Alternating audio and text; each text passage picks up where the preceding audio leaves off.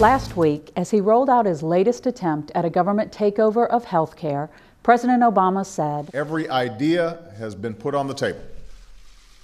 Every argument has been made.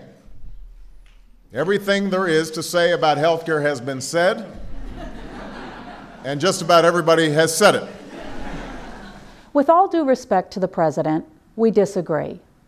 President Obama continues to talk on and on about the plan, but refuses to listen to the American people, who believe there's plenty still to be said about the perils of healthcare reform.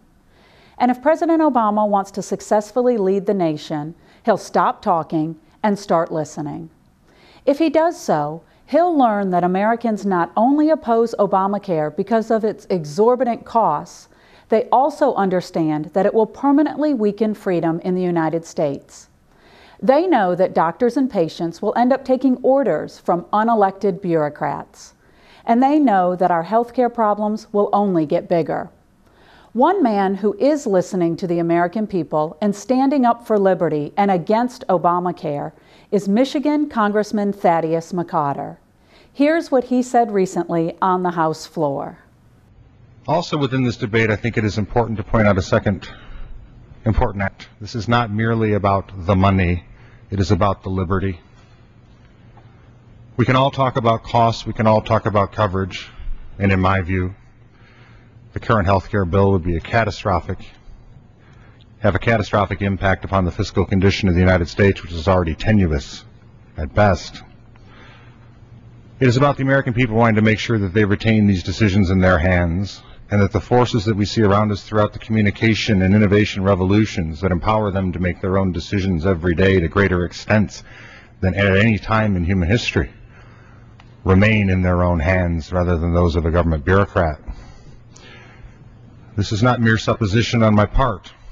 I cite two recent poll numbers.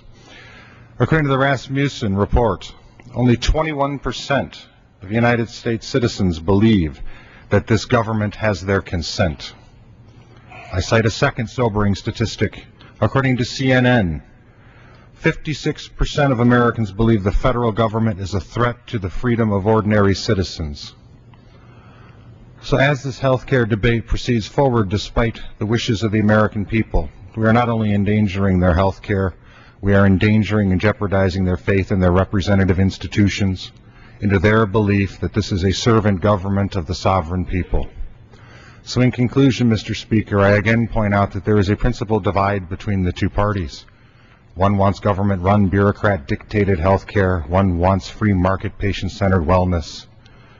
And as we move toward the former, the American people's faith in their representative institutions will be continually eroded as they watch an obstinate insistence by this majority and by this administration to pass a health care bill that the American people have said they do not want.